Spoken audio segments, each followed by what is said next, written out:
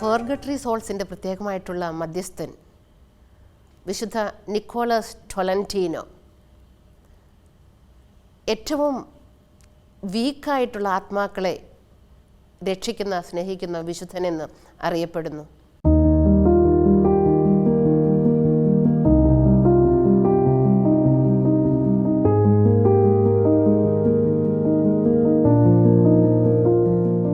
ഇറ്റലിയിൽ 1245 വിശുദ്ധ നിക്കോളാസ് ജനിച്ചത്. അപ്പൻ ഡി ഗൊരെറ്റി, അമ്മ അമാത്ത. ഈ ദമ്പതികൾക്ക് കുറേ നാൾ മക്കളുണ്ടായിരുന്നില്ല. അപ്പോൾ ഇടവകപ്പള്ളിയിൽ പോയിട്ട് പ്രാർത്ഥിച്ചു. ഇടവകപ്പള്ളിയുടെ മധ്യസ്ഥൻ 3-ാം നൂറ്റാണ്ടിൽ ജീവിച്ചിരുന്ന വിശുദ്ധ നിക്കോളാസാണ്. നിക്കോളാസ് ഓഫ് ബോഡി എന്ന് പറയും. ആ വിശുദ്ധനോട് ഈ പാരൻസ് എന്നും പള്ളിയിൽ പോയി പ്രാർത്ഥിക്കും, ഞങ്ങൾക്കൊരു കുഞ്ഞിനെ തരണേ, ഞങ്ങൾക്കൊരു കുഞ്ഞിനെ ലഭിച്ചാൽ അത് ആൺകുഞ്ഞാണെങ്കിൽ അങ്ങയുടെ നാമം ഇടും എന്ന് ഞങ്ങൾ വാഗ്ദാനം ചെയ്യുന്നു. മാത്രമല്ല ദൈവികമായിട്ട് ഞങ്ങളുടെ കുഞ്ഞിനെ ഞങ്ങൾ വളർത്തിക്കോളാം. അങ്ങനെ പ്രാർത്ഥനയുടെ ഫലമായിട്ട് കുഞ്ഞ് ജനിച്ചത്. അതുകൊണ്ടാണ് നിക്കോളാസ് എന്ന് പേരിട്ടത്. പാരൻസിൽ നിന്ന് ഒരു ദൈവികമായ ചൈതന്യം വന്നതുകൊണ്ട് ഈ കുഞ്ഞിനും ചെറുപ്പത്തിലേ തുടങ്ങി ദൈവികമായിട്ടുള്ള ചിന്തകളായിരുന്നു. കളിക്കും, മറ്റു കുട്ടികളോട് ചേരും, എങ്കിലും എപ്പോഴും ഒരു ദൈവത്തോട് അഭിരുചി, പ്രാർത്ഥിക്കാനുള്ളൊരു ഇഷ്ടം. ഇടയ്ക്ക് പള്ളിയിൽ പോകുമ്പോൾ, വിശുദ്ധ കുർബാനയിൽ സംബന്ധിക്കുമ്പോൾ തിരുവോസ്തിയിൽ നോക്കി ഇങ്ങനെ കൊച്ചിങ്ങനെ നിൽക്കും. കൊച്ചു വീട്ടിൽ വന്ന് പറയും, ഞാൻ ഇന്ന് ആ അപ്പത്തിൽ ഉണ്ണീശോയെ കണ്ടു. അങ്ങനെ ദൈവസ്നേഹത്തിൽ വളർന്നുകൊണ്ടേയിരുന്നു. 7 വയസ്സുള്ളപ്പോൾ അവരുടെ ഇടവകപ്പള്ളിയിൽ ഒരു പ്രസംഗം നടന്നു. അഗസ്റ്റീനിയൻ ഫാദേഴ്സാണ് ധ്യാനം നടത്തുന്നത്. ധ്യാനത്തിൽ പ്രത്യേകമായിട്ട് ഇങ്ങനെ ഒരു വചനം പറഞ്ഞു: ലോകത്തെ നിങ്ങൾ സ്നേഹിക്കരുത്, ലോകവും അതിൻ്റെ മോഹങ്ങളും കടന്നു പോകും, അത് നിലനിൽക്കുകയില്ല. ഈ വചനം കേട്ടപ്പോൾ കൊച്ച് നിക്കോളാസിൻ്റെ മനസ്സിൽ അത് ആഴത്തിൽ സ്പർശിച്ചു. ഉള്ളിൽ അപ്പോൾ തന്നെ ഒരു തീരുമാനമെടുത്തു, ഈ വൈദികരെ പോലെ ഞാനും ഒരു വൈദികനാകും. ഇഷ്ടം പോലെ സന്തോഷിക്കാനും ലോകമോഹങ്ങൾ നേടാനൊക്കെ അവസരമുണ്ടെങ്കിലും തൻ്റെ ജീവിതം പാടെ ദൈവത്തിന് സമർപ്പിക്കാമെന്ന് തീരുമാനിച്ചു. അങ്ങനെ 18 വയസ്സുള്ളപ്പോൾ അഗസ്റ്റീനിയൻ സഭയിലെ സന്യാസിനികളെ കണ്ടുമുട്ടി ആ സഭയിലേക്ക് പ്രവേശിക്കുകയാണ്. 18 വയസ്സിൽ ബ്രദറായിട്ട് അംഗത്വം സ്വീകരിച്ചു. വളരെയധികം തീക്ഷ്ണതയോടുകൂടിയാണ് തൻ്റെ ജീവിതം. വചന പഠനത്തിന്, പ്രാർത്ഥനയ്ക്ക് കൂടുതൽ സമയം കണ്ടെത്തി. ആഴത്തിൽ വചനം പഠിച്ചപ്പോഴും ഉള്ളിലൊരു തീരുമാനം ഇങ്ങനെ എടുത്തു, ഞാൻ പഠിച്ച വചനത്തെ എനിക്ക് പ്രാവർത്തികമാക്കണം, എനിക്ക് പാവങ്ങളെ സ്നേഹിക്കണം, ജനങ്ങൾക്ക് വേണ്ടി എൻ്റെ ജീവിതം സമർപ്പിക്കണം. അപ്പോൾ ആ കാലഘട്ടത്തിൽ ആ ഹൗസിൻ്റെ കാവൽക്കാരനായിട്ടാണ് ജോലി കിട്ടിയത് ബ്രദറായിരുന്നപ്പോൾ. അപ്പോൾ ഇഷ്ടംപോലെ ആളുകൾ ധർമ്മം സ്വീകരിക്കാൻ വേണ്ടിയിട്ട് ആശ്രമത്തിലേക്ക് വരും. അവരെല്ലാം സ്നേഹപൂർവ്വം സ്വീകരിക്കും. വിശന്ന് വരുന്നവർക്ക് ഭക്ഷണം കൊടുക്കും. ചിലപ്പോൾ സുപ്പീരിയേഴ്സ് പറയുന്നത് എന്താണോ ഉള്ളത് അതെല്ലാം എടുത്തു കൊടുക്കും. ചിലപ്പോൾ നമുക്കില്ല, ഇല്ലാതെ പോലും അവന് കിട്ടുന്ന ഭക്ഷണം പോലും കൊടുക്കാൻ റെഡിയാണ്. ഒരു ദിവസം ഇങ്ങനെ ഭക്ഷണം എടുത്തുകൊണ്ട് പോകുമ്പോൾ ഇവർക്കുള്ള ഭക്ഷണമാണ് കൊണ്ടുപോകുന്നത്. അപ്പോൾ എന്താ കൊണ്ടുപോകണേ, ആർക്കാന്ന് ചോദിച്ചു. അപ്പോൾ പെട്ടെന്ന് ആൾക്ക് മനസ്സിലായി ഇല്ലാത്തടത്തു നിന്നാണ് എടുത്തുകൊണ്ട് പോകുന്നത്. അപ്പോൾ എന്തെങ്കിലും പ്രശ്നം ഉണ്ടാകുമോ, പെട്ടെന്ന് ഇങ്ങനെ ഒരു ടവലിൽ പൊതിഞ്ഞാണ് ഈ ഭക്ഷണം കൊണ്ടുപോകുന്നത്. അപ്പോൾ ദൈവമേ എന്ന് പറഞ്ഞ് ഇങ്ങനെ പ്രാർത്ഥിച്ചിട്ട് ഈ പൊതി അങ്ങ് തുറന്ന വശം ആ ഭക്ഷണം പൂവായിട്ട് മാറി. അപ്പോൾ കൊണ്ടുപോയവർ വിചാരിച്ചത് ഇത് പൂവാണെന്നാണ്. തിരിച്ച് ആ ഭക്ഷണം ആ ധർമ്മക്കാർക്ക് കൊണ്ട് കൊടുത്തു. ഇതുപോലെ ഒത്തിരിയേറെ സംഭവങ്ങൾ വിശുദ്ധൻ്റെ ജീവിതത്തിൽ ഉണ്ടായിട്ടുണ്ട്. ചെറുപ്പത്തിലെ തന്നെ പ്രാർത്ഥിക്കാനുള്ള തീക്ഷ്ണത വളരെയധികമാണ്. മറ്റുള്ളവർക്ക് ഭക്ഷണം കൊടുക്കും, പക്ഷെ തൻ്റെ ജീവിതത്തിൽ ഫാസ്റ്റിങ്, ത്യാഗം ചെയ്യും. ഇറച്ചി മീനൊന്നും കഴിക്കാറേയില്ല. തൻ്റെ നിയോഗങ്ങൾക്ക് വേണ്ടി അത് സമർപ്പിച്ചിരിക്കുകയാണ്, മറ്റുള്ളവർക്ക് വേണ്ടിയിട്ട് അത് സമർപ്പിച്ചിരിക്കുകയാണ്. അങ്ങനെ ഒത്തിരിയേറെ പ്രാർത്ഥിക്കുന്നത് കൊണ്ട് വളരെയധികമായിട്ടുള്ള ദൈവിക ശക്തിയുണ്ട്. ഒരിക്കൽ ഒരു സ്ഥലത്ത് ഒരു കപ്പലപകടം ഉണ്ടായപ്പോൾ പെട്ടെന്ന് നിക്കോളാസിനെ അവർ സ്മരിച്ചു എന്നാണ് പറയുന്നത്. നിക്കോളാസ് ആത്മാവിൽ അവിടെ ചെന്ന് ആ അപകടത്തിൽ നിന്ന് അവരെ രക്ഷിച്ചു. ഇതുപോലെ ഒത്തിരി സംഭവങ്ങൾ. ഇങ്ങനെ ചുറ്റുമുള്ളവർക്ക് സേവനം ചെയ്തു പോകുമ്പോൾ ഒരിക്കൽ പ്രാർത്ഥനാ സമയത്ത് കർത്താവിനോട് ചോദിച്ചു, കർത്താവേ, അങ്ങേക്ക് എന്നെക്കുറിച്ചുള്ള പ്ലാൻ എന്താണ്, തുടർന്ന് ഞാൻ എന്താണ് ചെയ്യേണ്ടത്? അങ്ങനെ പ്രാർത്ഥിച്ചുകൊണ്ടിരുന്നപ്പോൾ പെട്ടെന്ന് ഒരു ദർശനം പോലെ ഒരു സൂര്യപ്രകാശം കണ്ടു. സാധാരണ പതിവില്ലാത്തതുപോലെ സൂര്യനെ പോലെ ഒരു സ്റ്റാർ പ്രകാശിക്കുന്നു, ഭയങ്കര ശോഭയോടുകൂടി പ്രകാശിക്കുന്നു. ഈ സ്റ്റാർ ഇങ്ങനെ നോക്കിയിട്ട് പുറത്തേക്ക് ഇറങ്ങി. അപ്പോൾ തന്നെ മറ്റൊരു സംഭവം കൂടി ഉണ്ടായി. 2 മാലാഖമാർ അവർ പ്രത്യക്ഷപ്പെടുകയാണ്. മാലാഖമാർ ഇങ്ങനെ പറഞ്ഞു, ടൊലന്റീനോ ടൊലന്റീനോ. അങ്ങനെ പറഞ്ഞതിന് ശേഷം ഈ സ്റ്റാറിനെ അനുഗമിച്ച് മുന്നോട്ട് പോയി. ഈ സ്റ്റാർ ടൊലന്റീനയിലേക്കാണ് പോയത്. തുടർന്നുള്ള നിക്കോളാസിൻ്റെ ജീവിതം ടൊലന്റീനയിലാണ്. 8 വർഷങ്ങൾക്ക് ശേഷം പൗരോഹിത്യം സ്വീകരിച്ചു. പുരോഹിതനായിട്ട് ടൊലന്റീനയിൽ സേവനം ചെയ്യുകയാണ്. അന്ന് ആ പ്രദേശത്തിൻ്റെ പ്രത്യേകത, സഭയുമായിട്ട് ഭിന്നതയിലാണ് ജനങ്ങൾ. തമ്മിൽ സംസാരിക്കുന്നില്ല, സഭയോട് സ്നേഹമില്ല, പള്ളിയിൽ അങ്ങനെ വരുന്നില്ല. അപ്പോൾ ഈ സഭയിലെ അഗസ്റ്റീനിയൻ ഫാദേഴ്സ് ഒരു തീരുമാനമെടുത്തിരുന്നു, നമുക്കെന്നാ വീടാന്തരം കയറിയിരുന്ന് അവരെ യേശുവിൻ്റെ സുവിശേഷം അറിയിക്കാം. പക്ഷേ അങ്ങനെ ഇറങ്ങിപ്പോകാനായിട്ട് ആർക്കും ധൈര്യമില്ല. അപ്പോഴാണ് നിക്കോളാസ് അവിടെ ചെല്ലുന്നത്. നിക്കോളാസിന് ഭയങ്കര ഇഷ്ടപ്പെട്ടു. എല്ലാ വീടുകളിലേക്കും പോയി യേശുവിൻ്റെ സുവിശേഷം പറഞ്ഞു. ഇത്രയാണ് പറഞ്ഞത്, ദൈവം സ്നേഹമാണ്, നിങ്ങളെ സ്നേഹിക്കുന്ന ദൈവമാണുള്ളത്, ആ ദൈവത്തിൻ്റെ അടുത്തേക്ക് വരിക. സഭയുമായിട്ട് ചേരാതെ നിന്നിരുന്ന ആളുകളെല്ലാം പിറ്റേ ദിവസം തുടങ്ങി പള്ളിയിലേക്ക് വിശുദ്ധ ബലിക്ക് വന്നു തുടങ്ങി. പള്ളിയിൽ നിറയെ ആളുകളായി. അപ്പോഴും ദൈവസ്നേഹത്തെക്കുറിച്ചാണ് വർണ്ണിക്കുന്നത്. ഇത്രയൊക്കെ ദൈവസ്നേഹത്തെക്കുറിച്ച് പറഞ്ഞിട്ടും ചിലർക്ക് എതിർപ്പ് ഇപ്പോഴും ഉണ്ട്. ഒരിക്കൽ പള്ളിയിൽ പ്രസംഗിച്ചുകൊണ്ടിരിക്കുമ്പോൾ ഭിന്നതയുള്ള കുറച്ച് പേര് പുറത്ത് വന്ന് ബഹളം ഉണ്ടാക്കി, ഒച്ച വെച്ച് വർത്താനമൊക്കെ പറഞ്ഞ് ഇങ്ങനെ ശല്യപ്പെടുത്തി. അവരുടെ ലക്ഷ്യം ഇതാണ്, അവിടെ ഇരിക്കുന്നവർ പോലും വചനം കേൾക്കരുത്, അവരെയൊക്കെ പതുക്കെ പുറത്താക്കണം. മാത്രമല്ല 2-3 പേര് കത്തികൾ പോലെയുള്ള ആയുധങ്ങൾ കൊണ്ടാണ് വന്നത്. അപ്പോൾ പുറത്ത് നിന്ന് അവർ ആ ആയുധങ്ങൾ കൊണ്ട് സ്വരമുണ്ടാക്കി. ഇതെല്ലാം നിക്കോളാസ് അറിയുന്നുണ്ട്. അപ്പോഴൊന്നും പറഞ്ഞില്ല. ദൈവം സ്നേഹിക്കുന്നു, ഓരോരുത്തരെയും ദൈവം സ്നേഹിക്കുന്നു, ആ ക്രിസ്തുവിൻ്റെ സ്നേഹത്തിലേക്ക് എല്ലാവരെയും ക്ഷണിക്കുന്നു. അത്ഭുതമെന്ന് പറയണ്ടോ, ഈ ഭിന്നതയുമായിട്ട് വന്ന ഇവർ പോലും ഈ വചനം കേട്ടിട്ട് കത്തി താഴെ ഇട്ടിട്ട് ഭിന്നത മാറ്റി ആ വചനം കേട്ട് മാനസാന്തരപ്പെട്ട് ഈശോയിലേക്ക് വന്നു. പിന്നെ എല്ലാ പ്രവർത്തനങ്ങൾക്കും സപ്പോർട്ട് നൽകിയത് ഇവരാണ്. ഇങ്ങനെ പ്രാർത്ഥിച്ചും സേവനം ചെയ്തും മുന്നോട്ട് പോകുമ്പോൾ ഒരു ദിവസം ബലിയുടെ മധ്യേ, ദിവ്യബലി അർപ്പിക്കുന്നതിന് ഇടയ്ക്ക് പെട്ടെന്നുള്ള ദർശനത്തിലേക്ക് പോവാണ്.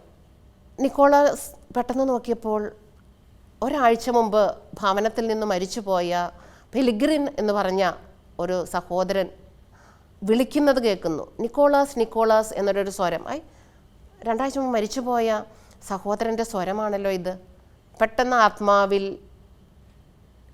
ഈ സഹോദരൻ നിക്കോളാസിനെ ക്ഷണിച്ചു, വരിക, ഞങ്ങളുടെ സ്ഥലം കാണുക എന്ന് പറഞ്ഞു. എന്നിട്ട് കൊണ്ടുപോയത് പെർഗട്ടറിയിലേക്കാണ്, ശുദ്ധീകരണ സ്ഥലത്തേക്കാണ്. ഞങ്ങൾക്ക് വേണ്ടി പ്രാർത്ഥിക്കുക, ഞങ്ങൾക്ക് വേണ്ടി ദിവ്യബലി അർപ്പിക്കുക, ഞങ്ങളെ രക്ഷിക്കുക എന്നവർ പറഞ്ഞു. ഏതാനും സമയങ്ങൾക്ക് ശേഷം എക്സ്റ്റസിയിലായിരുന്ന ആ ദർശനം അവസാനിച്ച് തിരിച്ച് ഇതിലേക്ക് വന്നു. അവരുടെ അവസ്ഥ കണ്ട ആകെ സങ്കടമായി. ഇവർക്ക് വേണ്ടി പ്രാർത്ഥിക്കണം. ഉടനെ സുപ്പീരിയറിനോട് പറഞ്ഞു, ഇങ്ങനൊരു സംഭവം ഉണ്ടായി. അപ്പോൾ സുപ്പീരിയറും പറഞ്ഞു, നമുക്ക് പ്രാർത്ഥിക്കാം, എന്താ വേണ്ടത്? അവർ ദിവ്യബലിയാണ് ആവശ്യപ്പെട്ടത്. നിക്കോളാസ് സുപ്പീരിയറിനോട് പറഞ്ഞു, അടുത്ത കുറച്ച് ദിവ്യബലികൾ എനിക്ക് ഇന്ന നിയോഗത്തിലാണല്ലോ തന്നിരിക്കുന്നത്. അപ്പോൾ സുപ്പീരിയർ പറഞ്ഞു, ഇനിയുള്ള ദിവസങ്ങളിൽ ഇവർക്ക് വേണ്ടി മാത്രം പ്രാർത്ഥിക്കുക.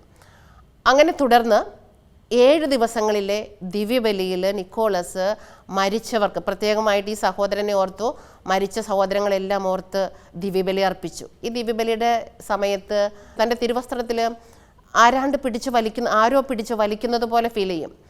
അപ്പോൾ ആൾക്ക് മനസ്സിലായ ഒരു നെഗറ്റീവ് ശക്തികൾ തന്നെ ഈ പ്രാർത്ഥനയിൽ നിന്ന് ശ്രദ്ധ തിരിക്കുന്നതാണ്.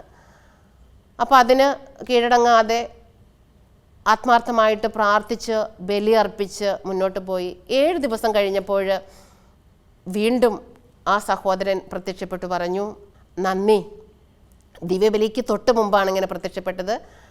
നന്ദി നിക്കോളാസ് അച്ഛ, ഞാൻ ദൈവം എനിക്ക് വേണ്ടി ആദ്യകാലമേ നിത്യതയിലെ ഒരുക്കിയ സ്വർഗത്തിലേക്ക്, നിത്യതയിലേക്ക് ഞാൻ എത്തി, സന്തോഷമുണ്ട്.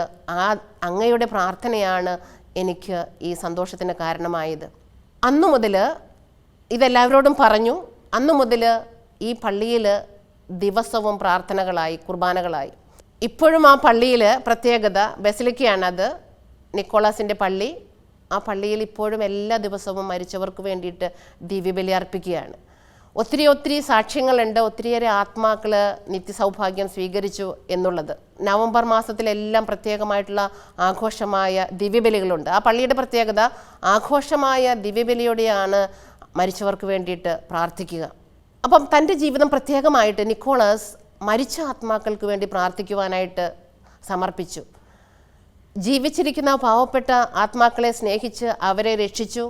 ദിവ്യബലിയിലൂടെ അവരെ നിത്യമായ ജീവിതത്തിൻ്റെ സന്തോഷം അറിയിച്ചു. തുടർന്ന് പാവപ്പെട്ട പേർഗട്ടറി ആത്മാക്കൾക്ക്, ശുദ്ധീകരണ സ്ഥലത്തെ ആത്മാക്കൾക്ക് വേണ്ടി പ്രാർത്ഥിക്കാനായിട്ട് തൻ്റെ ജീവിതം സമർപ്പിച്ചു.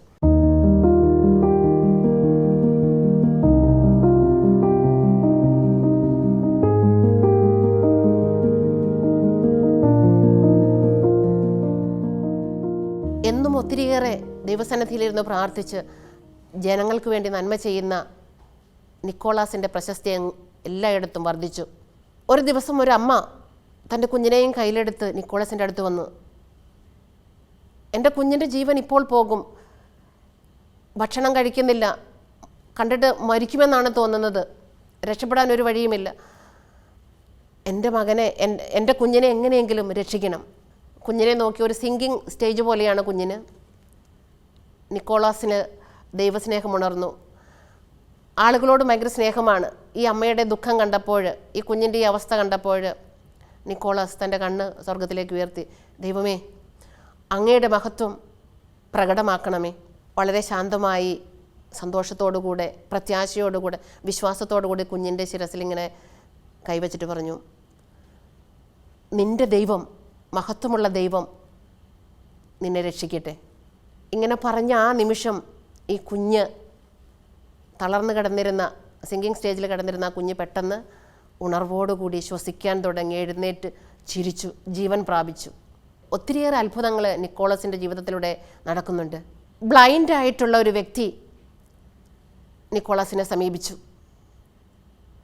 തൻ്റെ ഒരു സഹായിയോടുകൂടെ നിക്കോളാസിൻ്റെ അടുത്തേക്ക് വന്ന് പറഞ്ഞു, എന്നെ രക്ഷിക്കണം, എൻ്റെ കണ്ണ് കാണുന്നില്ല, ദൈവനാമത്തിൽ കാഴ്ച ലഭിക്കട്ടെ എന്ന് പറഞ്ഞുകൊണ്ട് കണ്ണിലൊരു കുരിശു വരച്ചു. ആ വ്യക്തിക്ക് കാഴ്ച ലഭിച്ചു. അപകടങ്ങളിൽ ആര് നിക്കോളാസിനെ മനസ്സിലോർത്താൽ പോലും അവിടെ അത്ഭുതങ്ങൾ സംഭവിക്കുമെന്ന് ആളുകൾ സാക്ഷ്യപ്പെടുത്തുന്നുണ്ട്. ഞങ്ങളുടെ ഈ പ്രതിസന്ധിയിൽ ഞങ്ങൾക്ക് വേണ്ടി അപേക്ഷിക്കണമേ എന്ന് മനസ്സിലോർത്താൽ ആ ശക്തി അവിടെ ലഭിക്കുകയായി. 30 വർഷം ഈ ടൊലന്റീനയിലാണ് തൻ്റെ ജീവിതകാലം സമർപ്പിച്ചത്. എല്ലാ ദിവസവും സുവിശേഷം പ്രസംഗിക്കാനായിട്ട് പോകും. ഒരു സമയം പോലും വെറുതെ നഷ്ടമാകില്ല, വയ്യെങ്കിലും പോകും. അങ്ങനെ ആത്മാർത്ഥമായിട്ട് അധ്യാധ്വാനം ചെയ്ത് തൻ്റെ ശരീരം ക്ഷീണിച്ചു തുടങ്ങി. ഒരിക്കൽ താൻ വളരെ ക്ഷീണിതനായിട്ട് ഇങ്ങനെ ഇരിക്കുകയാണ്, മുന്നോട്ട് പോകാൻ പറ്റുന്നില്ല. പെട്ടെന്ന് തൻ്റെ മുമ്പിലേക്ക് മാതാവും ഉണ്ണീശോയും കൂടി പ്രത്യക്ഷപ്പെട്ടു. മാതാവിൻ്റെ കയ്യിൽ ഒരു കഷ്ണം ബ്രെഡുണ്ട്. ഉണ്ണീശോ ഒരു പാനപാത്രത്തിൽ, കാസയിൽ വെള്ളം പിടിച്ചിട്ടാണ് വന്നിരിക്കുന്നത്. എന്നിട്ട് നിക്കോളാസിൻ്റെ അടുത്തെത്തിയപ്പോൾ പരിശുദ്ധ അമ്മ ബ്രെഡ് എടുത്ത് ഉണ്ണിയുടെ കയ്യിലിരിക്കുന്ന ആ കാസയിലെ വെള്ളത്തിൽ മുക്കി നിക്കോളാസിന് കൊടുത്തു. നിക്കോളാസ് അത് സ്വീകരിച്ച്